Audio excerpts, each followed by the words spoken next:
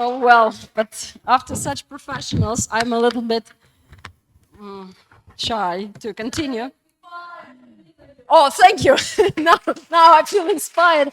But actually, the problem is that I was not going to speak today at all because there were enough speakers. But then in the morning, I got some calls telling me that for some very serious reasons, people can't present today. And I look at the number of speakers and decided that probably I need to step in and participate. And I started thinking in the morning what I'm going to talk about. And, it just occurred to me that our life is to a large extent influenced by our childhood. So, as Freud said, yes, we're all come from our childhood. And for some reason in the morning, two situations popped up in my life that actually I guess shaped me as a personality. They are a little bit personal, but I decided that our growth lies beyond our comfort zone, so I will share them with you. And for me, this will be I guess, emotionally challenging. So the first situation is about my life in Moscow with parents when I was actually something like 5 years old, or maybe four or five. And my parents were students of the Moscow Pedagogical State University. They were very hardworking, diligent, and very responsible. And of course, I wanted to be like them. And it was not so easy, but I did my best. And once in the morning, my dad brought me to the kindergarten. And while I was taking off my clothes, I saw some kids getting ready for doing some handcraft with small nails, gvozdiki. I do remember these nails even now. And then I realized that I had forgotten to bring them with me from home. And I felt so ashamed. I wanted to be responsible, and then I failed. I didn't meet the expectations of the nurses, of the kindergarten, and there was only one way out to avoid being in this spotlight of everybody's attention and public condemnation. That was really serious for me then. And I just put on my clothes and walked out of the kindergarten. Moscow is a big city, so I went somewhere, I don't know where, but luckily the nurses of the kindergarten found out that I was missing pretty fast, and they managed to find me within an hour or so in the neighborhood. And of course I was punished then for this irresponsible behavior. And I really drew one conclusion, that we should never make decisions when we get too emotional, when we are angry, when we are nervous, because then our decisions won't be good for us, definitely.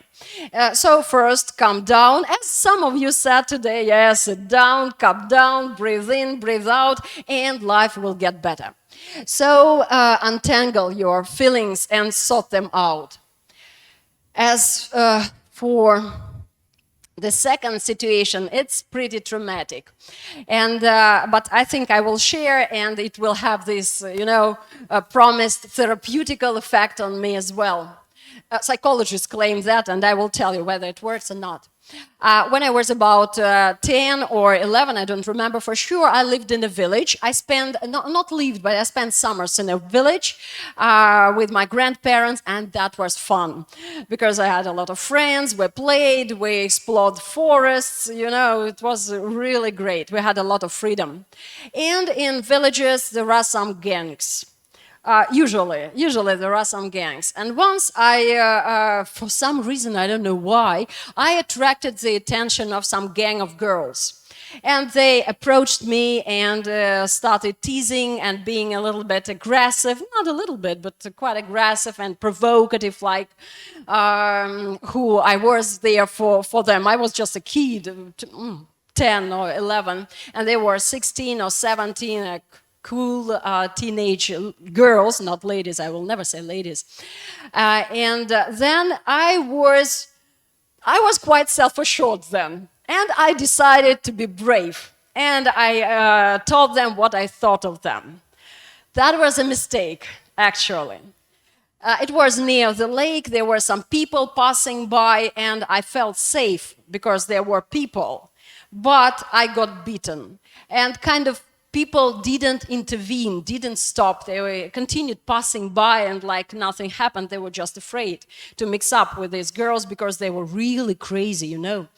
And that was a very shocking experience and quite traumatic experience for me, because I was left alone, although there were more people. And of course, I drew some conclusions. Now I can speak about that, but I couldn't speak about that for some years. And when we moved to Smolensk, I was afraid to come close to big companies, especially of girls, because I didn't feel secure.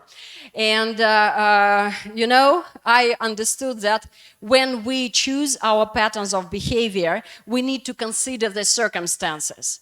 Like, there were aggressive teenage girls bullying me. Like, what could I expect behaving in such a brave way? So it was a little bit inadequate, probably, on my side. And then I understood that we need to be adequately assessing their situations. But, guys, I learned to be polite. I really learned to be polite, first because it's good, and second, to be on the safe side. So I understand it now, after so many years have gone, but at that time that was difficult.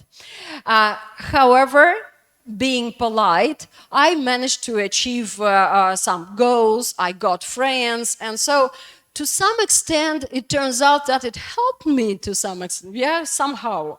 That's why when you look at the situation, not just in terms of your current life, but in terms of your you see a bigger picture in terms of your whole life, in terms of your behavior, of your development throughout life, maybe you will assess it a little bit differently.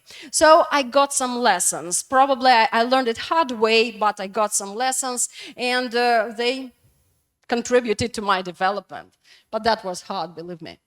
And I want to mention just a couple of things that I have also come to understand. We need to listen to ourselves while making decisions, listen to our heart. That sounds banal. That sounds commonplace and simple, but that's so important. While making choices, while deciding, we first need to ask ourselves whether we do want it, or whether probably we serve some other goals, we meet other people's expectations. That's crucial. Then I learned, in spite of the fact that I was challenged so much, I still try not to hide from challenges, from difficulties, because they push us to grow, they kick us sometimes to grow. Then, of course, we need to learn from our mistakes, otherwise we would really step on this wreck and repeat the same scenarios which are not constructive. And I like this one. We need to focus, to control our focus and focus on the best, and only then we will definitely choose what to live surrounded by nectar, by some pleasant things, or by something else. So, guys, I'm really happy to have this opportunity to share. For me, that was pretty difficult to speak, but somehow now I feel better. Probably they are right about this therapeutic effect. So thank you very much for listening, and thank you very much for understanding. Yeah.